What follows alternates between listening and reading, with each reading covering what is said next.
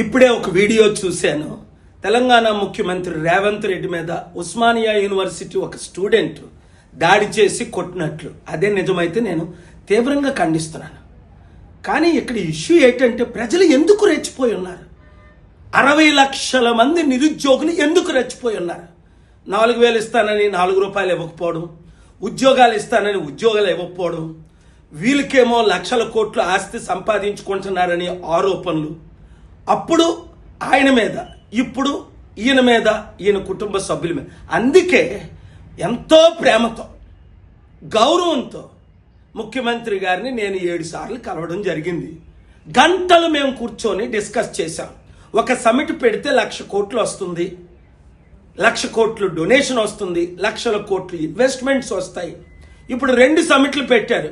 Bharat summit ఏదో అప్పుడు, ఇప్పుడు ఏదో ఫ్యూచర్ సిటీ. ఏమైనా డబ్బులు వచ్చాయా? ట్రంప్ సంస్థ విలువే 900 కోట్లు, వాళ్ళేమో 1,00,000 కోట్లు ఇన్వెస్ట్మెంట్ చేస్తారట. ఇది ఎంత జోకు? వాళ్ళకి 2023-24లో 600 కోట్లు లాస్ వచ్చి ట్రంప్ మీడియా సంస్థను మూసేయడానికి సిద్ధపడితే ఒక రిపబ్లికన్ బిలియనేరు కొంతమంది కాపాడారు. ఇలాంటి ఫేక్ అగ్రిమెంట్లు చేసి ఎంతకాలం మోసం చేస్తాం మనం? తెలంగాణని బంగారు తెలంగాణ చేస్తానని మాటలు ఇచ్చిన వారందరూ ఫెయిల్ అయిపోయారు. కనుక నిరుద్యోగులారా, చేయి చేసుకోకండి, ఎమ్మెల్యేలు కొట్టకండి. నాకు అర్థమైంది మీరు ఎందుకు కోపంగా ఉన్నారో, వాళ్ళు తరుముతున్నారు. ఎంపీలు కొట్టకండి, మినిస్టర్లు కొట్టకండి. కానీ వాళ్ళొద్దు, మనకి మార్పు రావాలి, చిత్తశుద్ధి ఉండాలి.